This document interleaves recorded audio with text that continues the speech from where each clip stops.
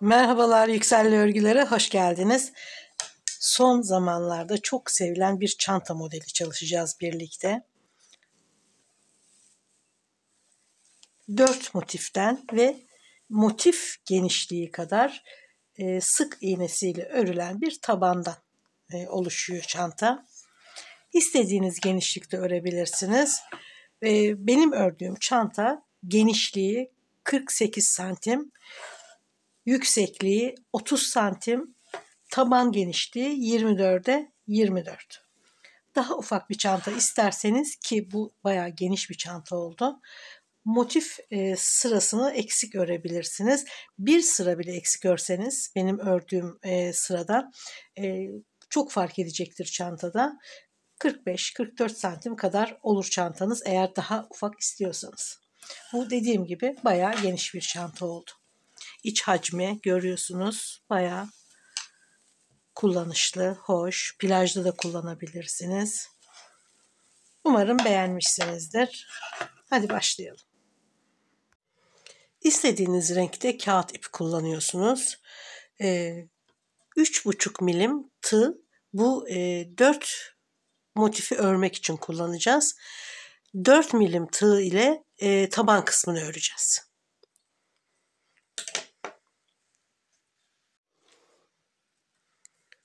Sihirli halka hazırlıyoruz. İpi bu şekilde şöyle bükerek tutalım. 3,5 milim tığ kullanacağız. Bunu kaldırıyoruz.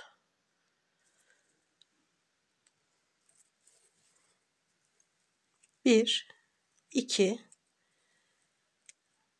3 zincir. Bir kere doluyoruz. Sihirli halkanın içine önce bir tane ip alarak sonra iki ip alarak 3 kere de çıkıyoruz. Bir kere doluyoruz.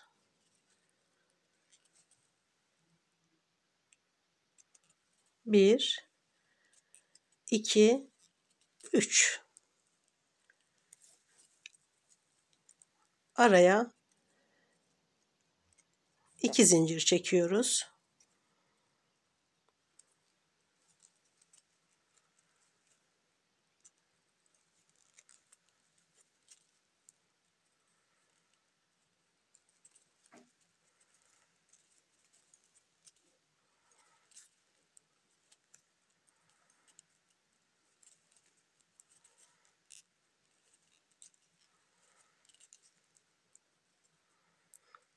Dört kere tekrarlıyoruz.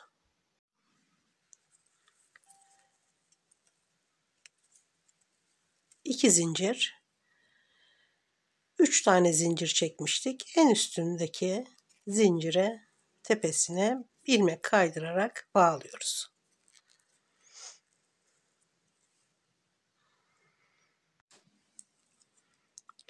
Köşeye gelmemiz gerekiyor. O yüzden trabzanların üzerine ilmek kaydırarak köşeye geliyoruz.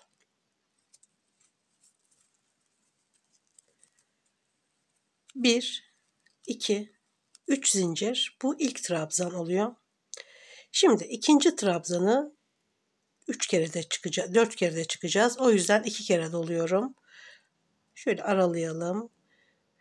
Şöyle ortaya, yani sihirli halkaya batıyoruz. Şöyle tığı alttan alıyoruz ve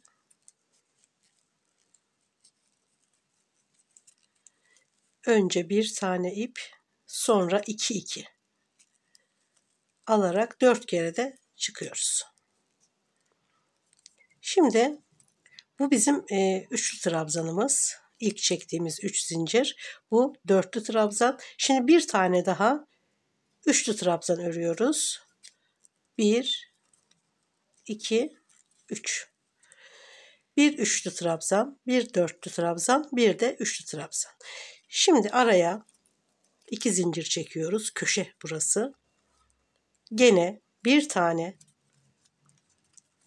üçlü,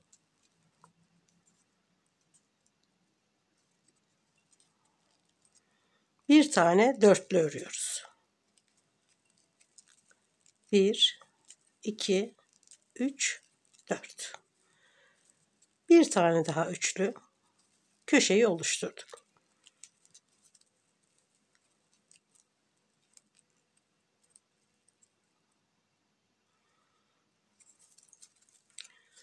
Hiç zincir çekmiyoruz. Diğer köşeye geliyoruz. 1, 2, 3. Şimdi dörtlü trabzan öreceğiz.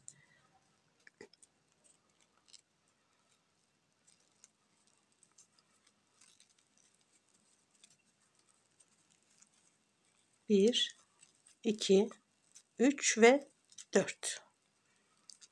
Şimdi üçlü.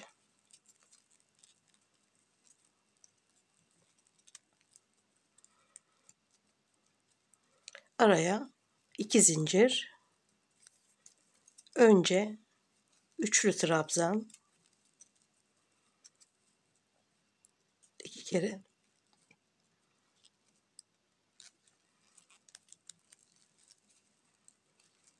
Bir, 2, 3 ve 4.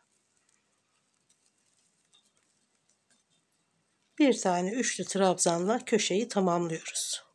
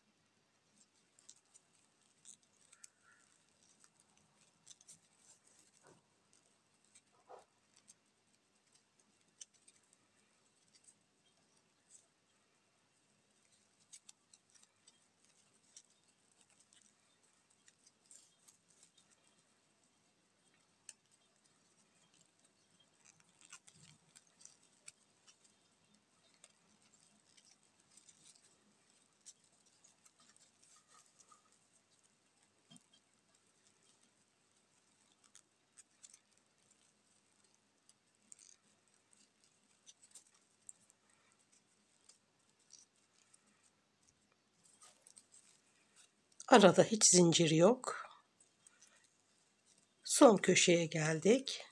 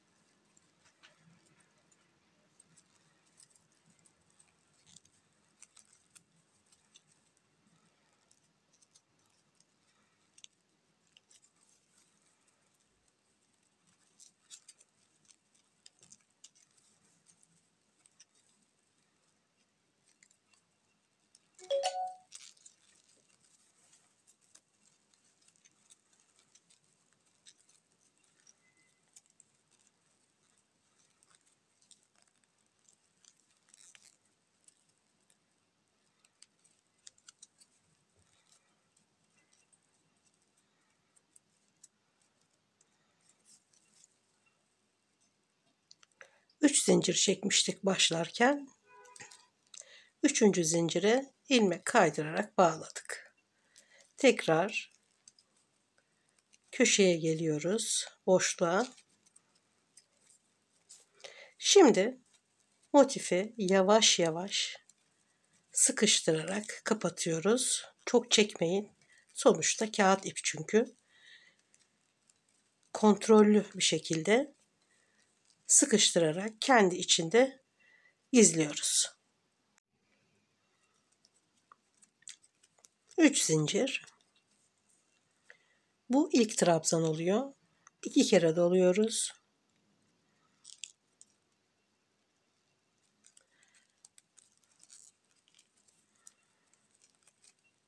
Bir, 2, 3, 4 kere de çıkıyoruz. Köşeleri bu şekilde örüyoruz. Her zaman köşenin bir alttaki sırasına batıyoruz. Gene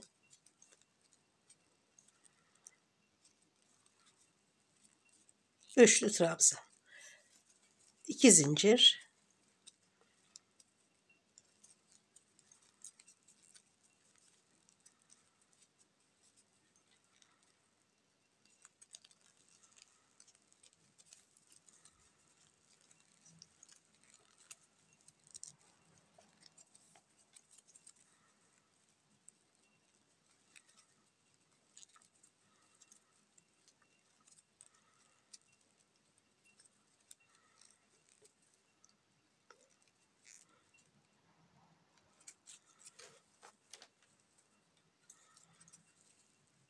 Köşeyi tamamladık. Şimdi buradaki boşluğa örüyoruz. Şuradaki boşlukları. Gene hiç zincir çekmeden geçiyorum. Bir tane üçlü. 2 kere doluyorum. Bu sefer bir alttaki sıranın 3 trabzanın ortasına batıyoruz ve ortasından alıyoruz. Orta boşluğundan alıyoruz. 1, 2, 3 ve 4. Bir tane de üçlü trabzan ve tamamlıyoruz. Bir üçlü, bir dörtlü, bir üçlü. Şimdi köşeye geliyoruz ve aynen köşeyi de bir üçlü,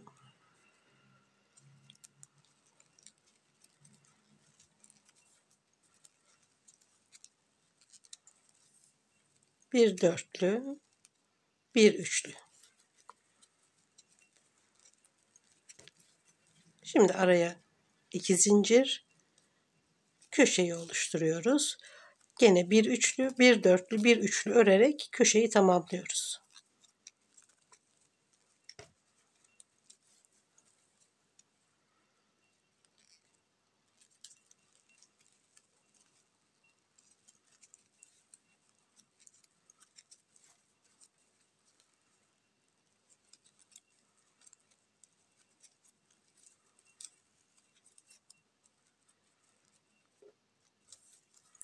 Araya hiç zincir çekmeden boşluğa geliyoruz.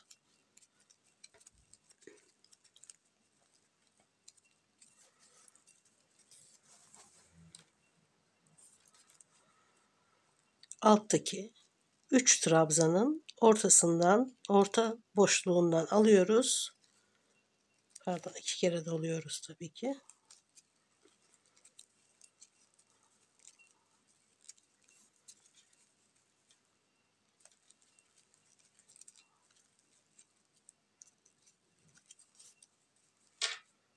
Sırayı bu şekilde tamamlıyoruz.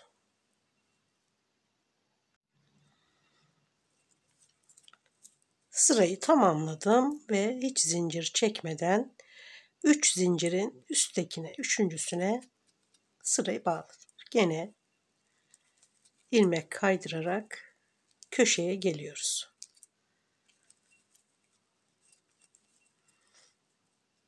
Aynen devam ediyoruz. Örgü hiç değişmiyor zaten bitene kadar. 3 zincir.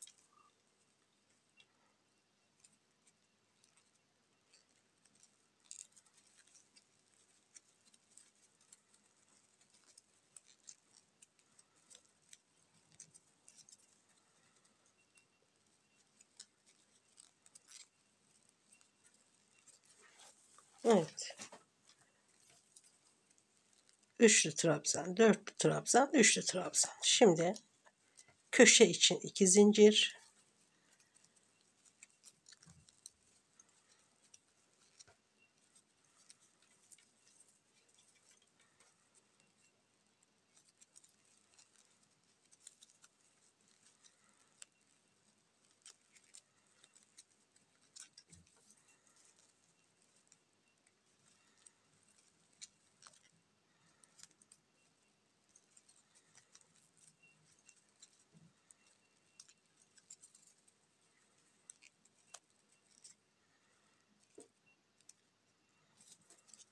Şimdi burada 2 tane boşluğumuz oldu. Burada bir tane vardı. Şimdi 2 tane. Her sırada bir tane daha artacak. Zincir çekmeden boşluğa batıyoruz.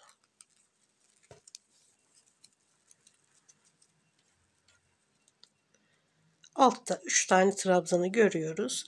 Zaten daha başlarken ikinci sırada buraya battığımız için bu devam ediyor. Yani mozaik örgüde şu ortadan battığımız ilmekler hep devam edecek. Bir sırada zaten nereye batacağımız gözüküyor.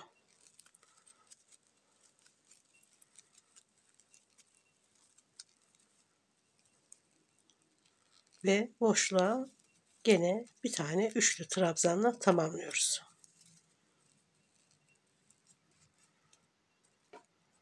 Şimdi diğer boşluğa aynı örgüyü örüyoruz.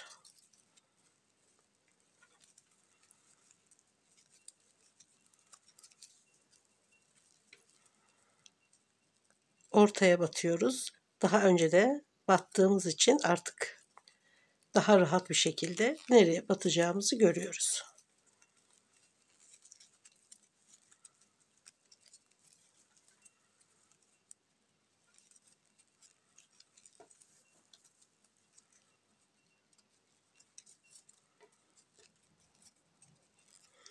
Bir sıra sonra burası 3 tane olacak. Sonra 4 tane. Sıra arttıkça boşluklar artacak ve motif bu şekilde genişleyecek. Köşeye geliyoruz. Aynı şekilde sırayı tamamlıyoruz. 1, 2, 3, 4 sıra ördük. Şimdi 5. sıraya başlıyorum.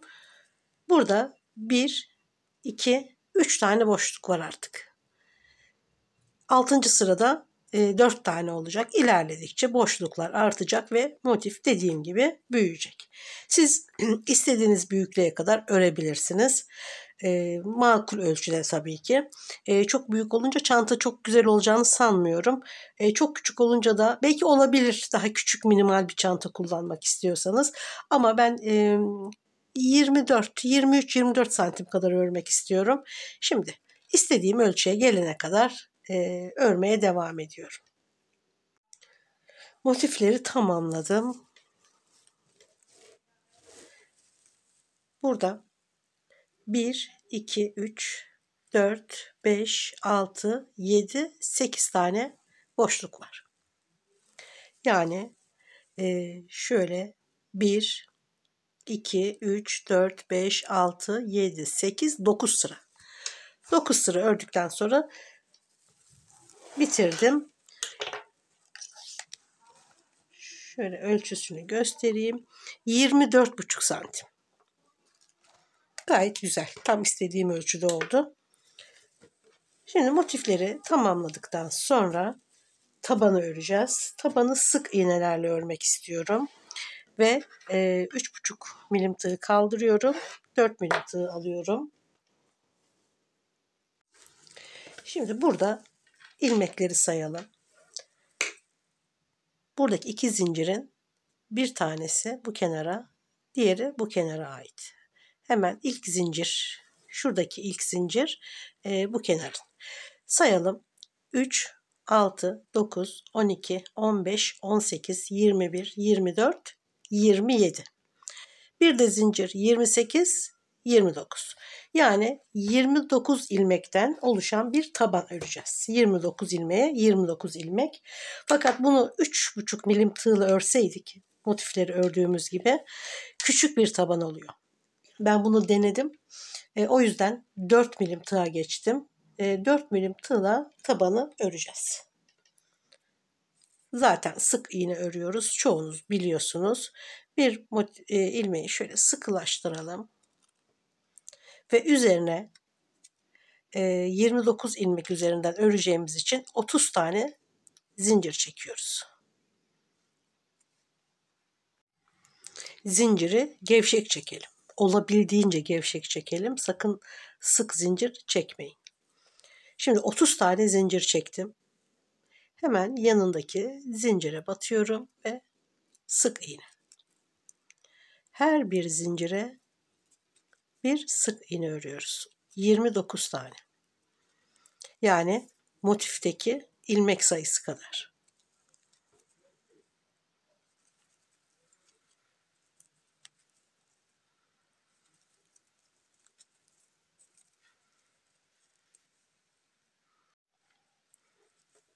Son zincire de bir sık iğne çeviriyoruz. Hemen içinde bulunduğumuz ilmekten başlayacağız örmeye. Yeni başlayanlar için bu başlardaki ilmeklere birer iğne, işaret iğnesi takabilirler. Tabi bilenler için söz konusu değil ama acemilikte buradaki ilmekler atlanabilir. Yani ilmek sayısı ördükçe azalabilir. O yüzden birer işaret iğnesi baştaki şu ilmeklere takarsanız daha kolay örebilirsiniz. Şimdi içinde bulunduğumuz ilmekten başlıyoruz ve bir zincir çekiyoruz. Bir üst sıraya rahat çıkabilmek için ve hemen baştaki ilmekten örüyoruz. Bütün sıraları bu şekilde örüyoruz. 29 sıra. 29 ilmekle başladık. 29 sıra örüyoruz. Evet, tamamladım. Hemen ölçüsünü alalım. 22 santim oldu. Yani motiflerden biraz eksik oldu. 22'ye 22. Şimdi bunu biraz daha büyütebiliriz. Ya da bu haliyle de kullanabiliriz. Hiç önemli değil. Burada şöyle sık iğnelerin, bakın şu bir sıra hemen buraya batıyoruz. Sonraki sıra buraya. Yani buraya, buraya. Sıraların her birine bir tane sık iğne yapıyoruz. Bir zincir çekiyorum ve hemen ilk sık iğneyi ilk sıraya örüyorum. Sonra alttaki sıraya geçiyorum. Şimdi buradaki sıraya ve hemen altındaki sıraya. Her sıraya bir sık iğne olarak gene 29 ilmek olarak örüyorum. Tam 29 ilmek örüyoruz. Yanlış batmayalım. İlmek sayısını ne arttıralım ne eksiltelim. Her sıraya bir tane sık iğne. Şimdi sırayı çeviriyoruz ve yani çeviriyoruz derken diğer kenara geçiyoruz. Tabii ki bu battığımız son ördüğümüz ilmek hem bu tarafa ait hem bu tarafa ait. O yüzden şu baştaki ilmeğe çift batıyoruz. Şimdi bir kere daha batıyoruz. Bu sıraya dönüyoruz.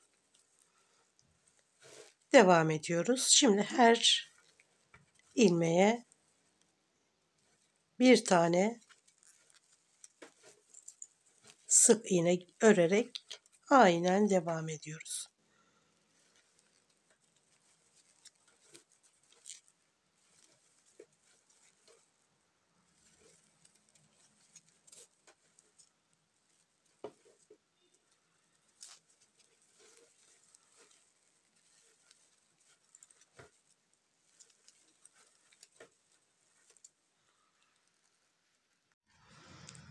...29 tane sık iğne ördüm. Şimdi yine diğer sıraya geçiyorum. Hemen son ördüğüme bir kere daha batıyorum. Çünkü bu ilmek hem bu tarafa hem bu tarafa ait olduğu için aynı zamanda bir tane, yani iki tane batmış oluyorum. Birinci sık iğne, sonra alttaki sıraya 2, hemen bir alttaki sıraya 3, bir alttaki sıraya aynen devam ediyorum.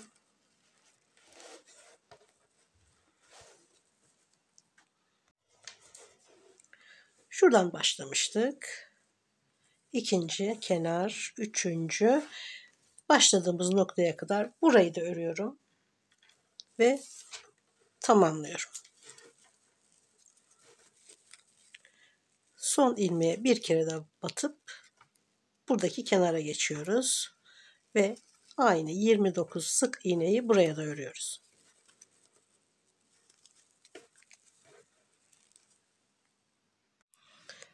Sırayı tamamlarken ilk ördüğümüz ilmeğin içine bir kere daha batıyoruz. Çünkü hep köşelerde 2 tane batmıştık. Bir tanesi bu kenara, bir tanesi diğer kenara ait. İlmek eksiltmemek için buna dikkat etmek lazım. İlk ördüğümüz ilmeğin içine bir kere daha örüp sırayı tamamlıyoruz.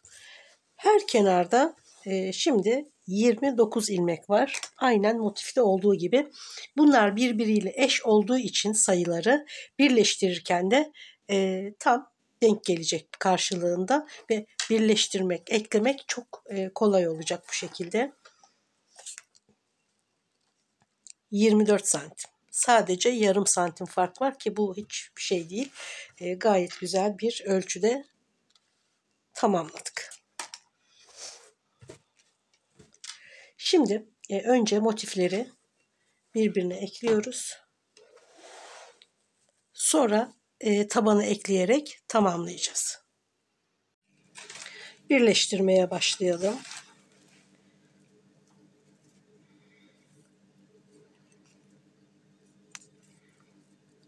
Bir ilmek sıkılaştırıyoruz. Şöyle. Motifin altından ilerleyecek bu ip. Burada köşede 2 tane zincir var. Bu zincir bu kenara, bu zincir de bu kenara ait. Birleştirdiğimiz kenarda ilk zincirle başlıyoruz. Sonra trabzanlar devam ediyor ve şuradaki ilk zincirle tamamlanıyor. Aynen burada da öyle. Buradaki zincire batarken buradaki zincire de batıyoruz.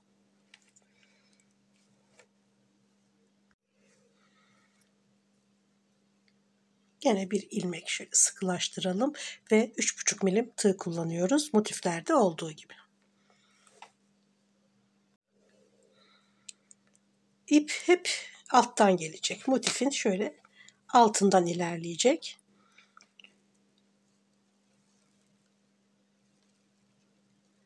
Ortadan batıyorum ve tek ip alıyorum.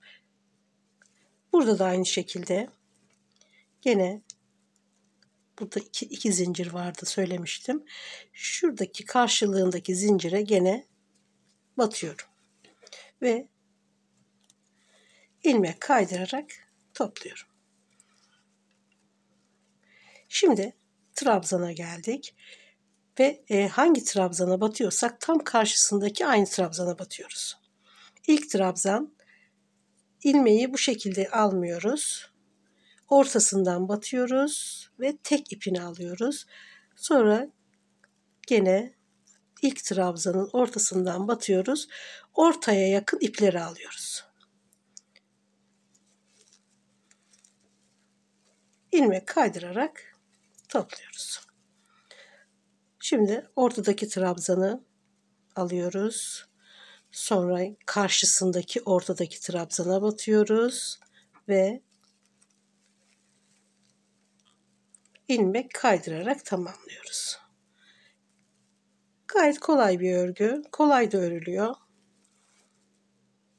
Burada 3 trabzanın sonuncusundayız. Buna dikkat edin örerken. Yanlış batabilirsiniz çünkü.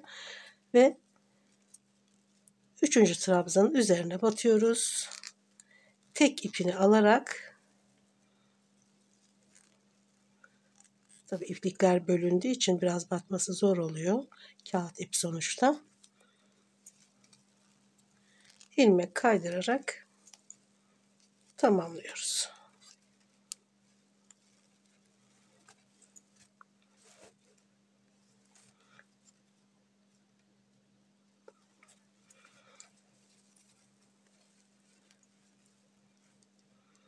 Şimdi diğer trabzanlara geldik. Takip ediyoruz. Karşısına da aynı yere battığımızdan emin olalım.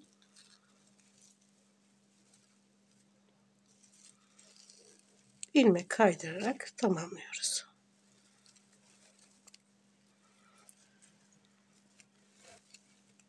Şöyle üstten aynı şekilde gene ortadan şöyle batıyoruz ve ilmek kaydırarak tamamlıyoruz.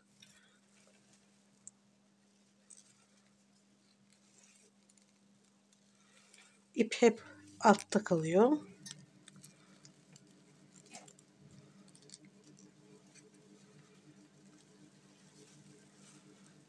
Şurada saç örgüsü olarak örgüyü zaten ekleme yerini görüyoruz.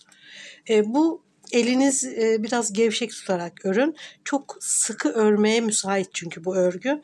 Mutlaka ilmekleri gevşeterek, uzatarak devam edin örgüye.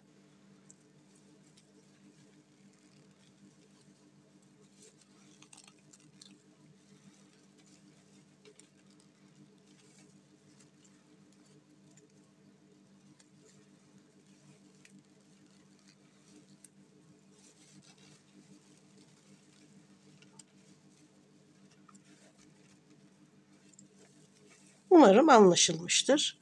Ortada gördüğünüz gibi bir saç örgüsü deseniyle ilerliyor örgü.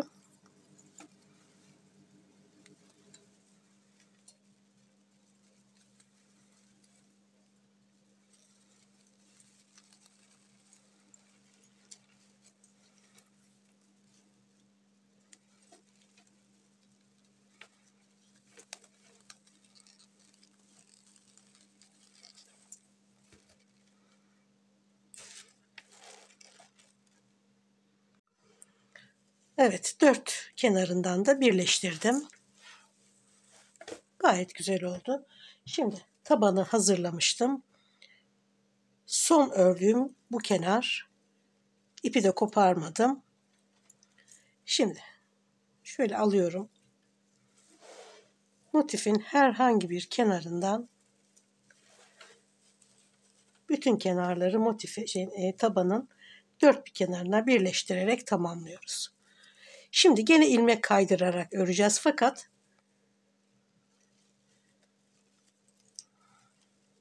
ilmekleri bütün alarak örüyoruz. Şimdi bir zincir çekiyorum ve buradaki zincire batıyorum. Bu da bir ilmek çünkü. Hemen baştaki ilmeğin içinden ilmek kaydırarak örüyorum. Sonra sırayla aynı sayıda ilmek olduğu için her iki tarafta da kolaylıkla öreceğiz. Tam alıyorum ilmeği. Karşıdan da aynı şekilde ve ilmek kaydırıyorum. Çok sıkmayın.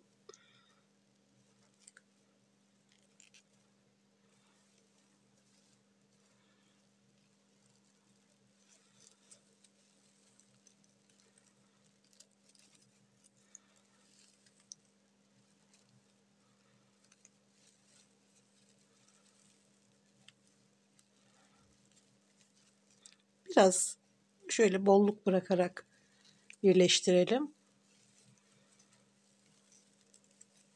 Çünkü ilmek kaydırarak eklemek çok sıkı örmeye dediğim gibi müsait bir örgü. O yüzden buna dikkat edelim.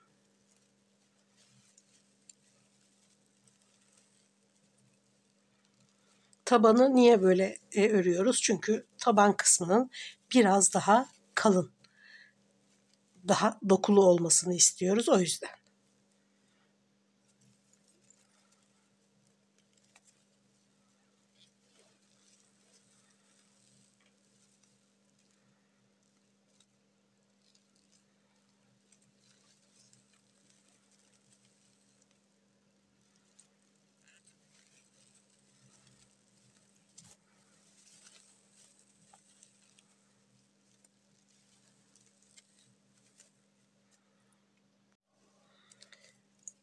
Şimdi diğer kenara geçerken burada bir zincir var.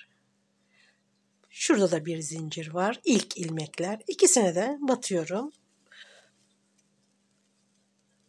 Şöyle hatta biraz iki ip alalım. İkisini birleştiriyorum ve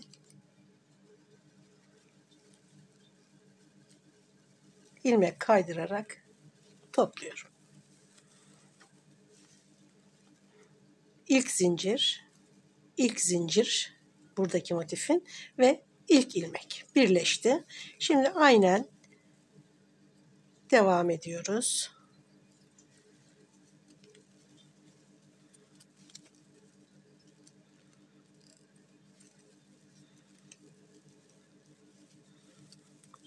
İlmekleri sıkmadan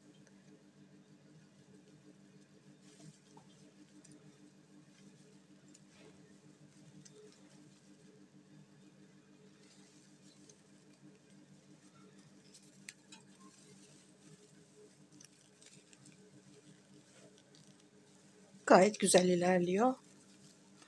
Burada tekrar yapalım o örgüyü. Şimdi bu köşeden de birleştirelim birlikte. 3 trabzanın üzerinden de birleştirdim. Zincir var. O zincire batıyorum. Şöyle çift kat batalım. Sonra yanındaki bu motife de yine aynı zincire batıyoruz ve hemen arkadaki taban ilmeğinden ilmek kaydırarak birleştiriyoruz. Şimdi devam ediyoruz.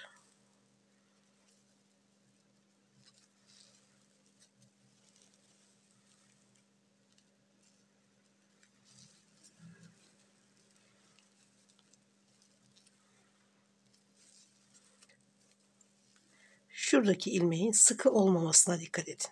Biraz yukarıda tutun. Çok birleştirerek örmeyin. Sıkar ve tabanı büzer. Güzel durmaz. Yani olması gereken formda durmaz çanta. Mutlaka gevşeklik, rahatlık vereceksiniz. Bakın şöyle çekiyorum, rahatlatıyorum. Zaten fazla ip kalırsa burada örerken kendini belli eder. O zaman da şu şekilde çekip şöyle küçültebilirsiniz.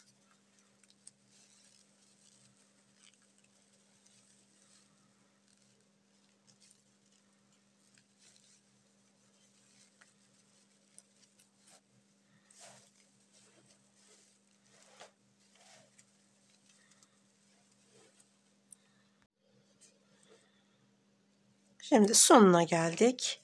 Gene zincire, sonra burada gördüğünüz zincire ve son ilmeğe batarak ilmek kaydırıyoruz ve tamamlıyoruz.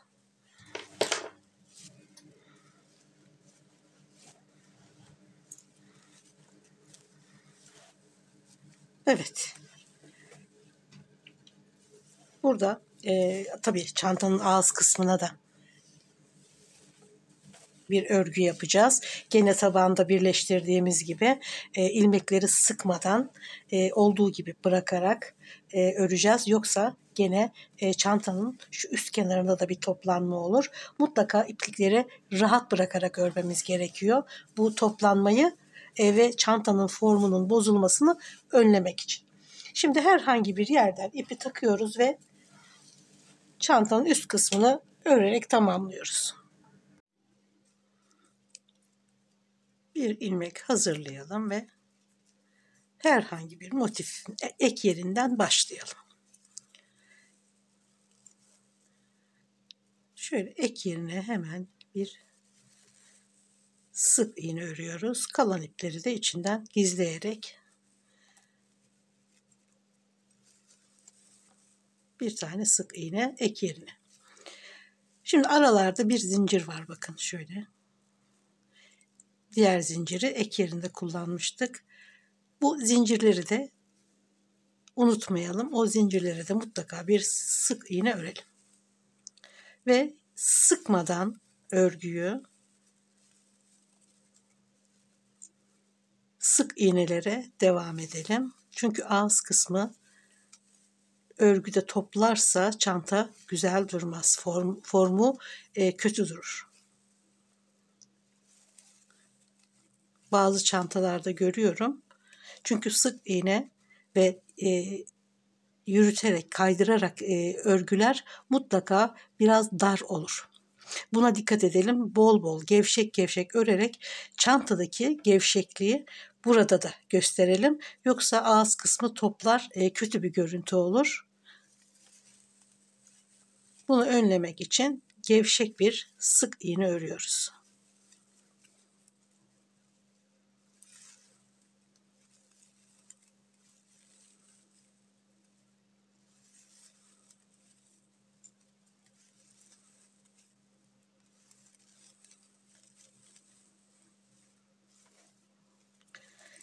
Aynen gene motif birleşim yerlerine gelirken aradaki bir zinciri ek yerine ve diğer taraftaki zincire ve trabzanlara batarak sık iğneyi örüyoruz.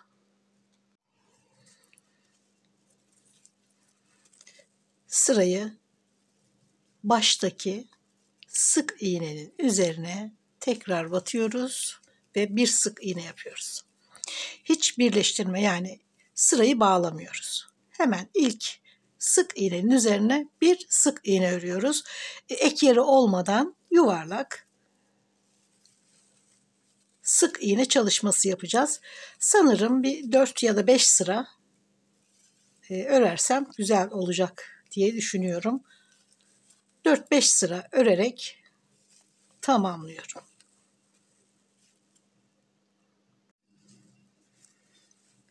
1, 2, 3, 4, 5 sıra ördüm ve şuradaki ilmekten başlamıştım. Hemen yanındaki ilmekte tamamladım. Hemen diğer sıraya geçmeden ters dönüyoruz. Yani bu tarafa değil, bu tarafa doğru örerek ters sık iğne örüyoruz. Bu da hemen hemen çoğu çantamda yaptığım bir bitirme sırasıdır. Bu çok kullanılıyor çantalarda, güzel duruyor. Şöyle ilmeği biraz uzatıyoruz. Hemen yanındaki ilmeği alıyoruz ve sık iğne örüyoruz ama tabii ki ters ördüğümüz için güzel bir desen ortaya çıkıyor. Her sık iğnenin içine batıyoruz.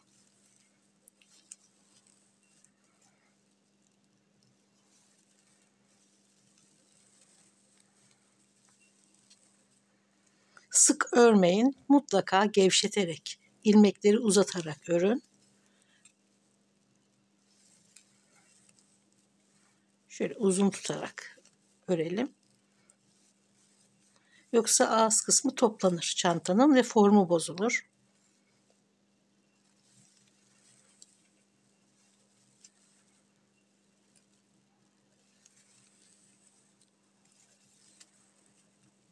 Aynen sık iğne örer gibi sadece ters yöne gidiyoruz.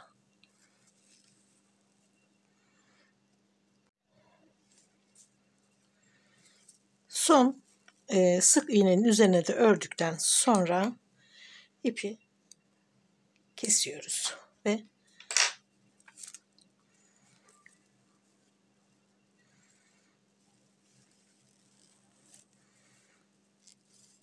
hiç ek yeri göstermeden, belli etmeden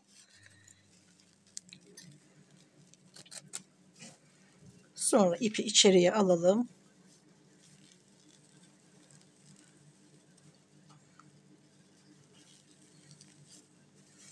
Ve kendi içinde yürüterek gizleyelim. Şimdi onunla vakit kaybetmeden şöyle çantayı görebileceğimiz kadar açıdan görelim. Bitmiş haliyle.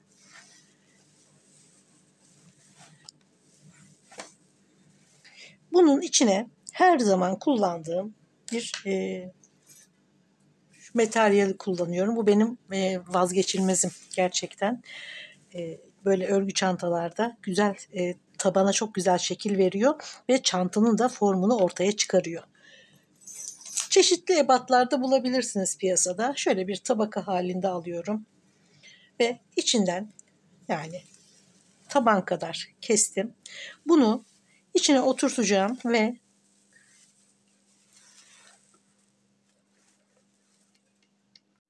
biraz yükselttim açıyı. Şöyle içine oturtuyoruz ve köşelerden, kenarlardan tutturarak sabitliyoruz. Şöyle köşelerinden, ortalarından ya da çok geniş bir şekilde teyel yapar gibi dört bir tarafını da sabitleyebilirsiniz. Çantanın formunu ortaya çıkartıyor gerçekten. Çantada sarkmaları önlüyor. Böyle tığ işi çantalarda bu kurtarıcı bir materyal oluyor gerçekten. Şimdi çantaya şöyle bir sap takmak istedim. Bunlar çok güzel, modern görünüşlü. Harika çanta sapları bunlar. İstediğiniz saplardan kullanabilirsiniz tabii ki. Tabii isterseniz farklı saplar da kullanabilirsiniz. Bu da çok güzel oldu. Ya da şöyle dikebilirsiniz. Bunlar da yakışıyor.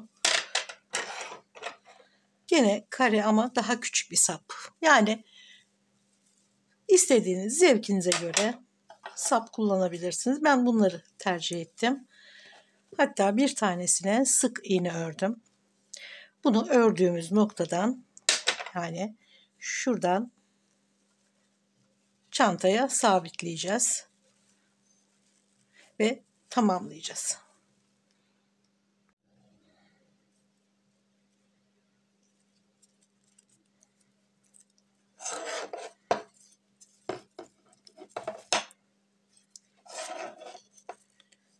Şöyle ipi aynen sık iğne örer gibi ilmeği alıyoruz ve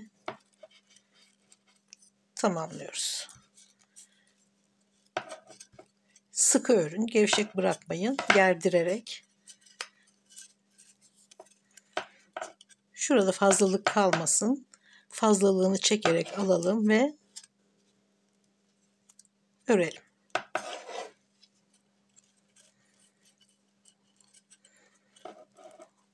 Düzelterek.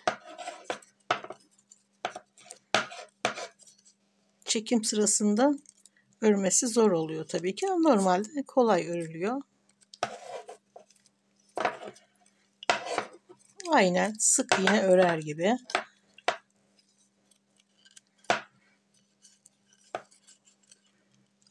Anlaşılmıştır umarım. Çünkü masaya çarptıkça ses çıkartıyor. Bu eziyeti daha fazla sürdürmeyelim.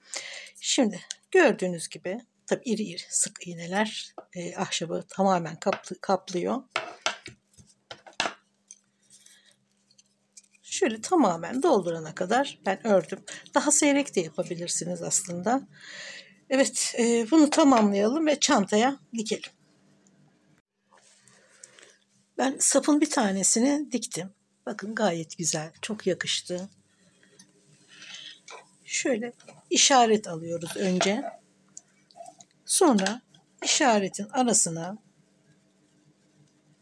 denk getirerek dikiyoruz.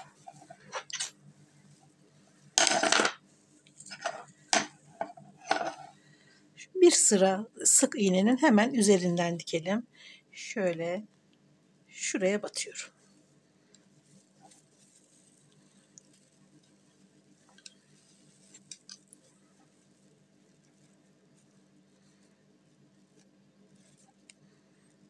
Aynı hizadan çıkalım, hiç bozmadan.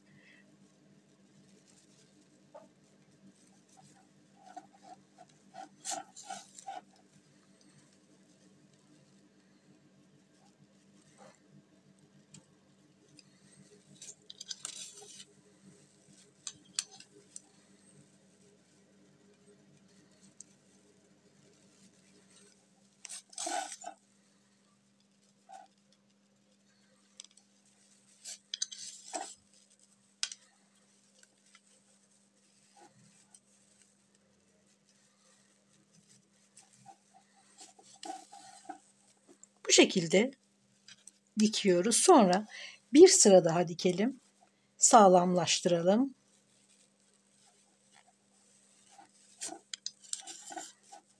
Şimdi diktiğimiz gibi aynen bir sıra daha, bir kat daha dikebiliriz. Daha sağlam olur.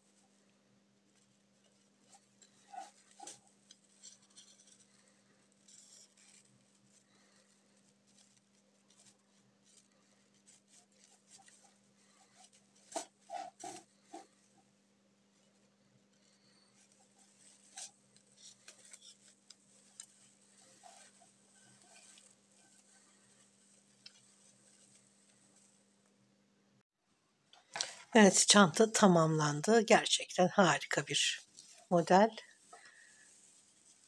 İçi gayet geniş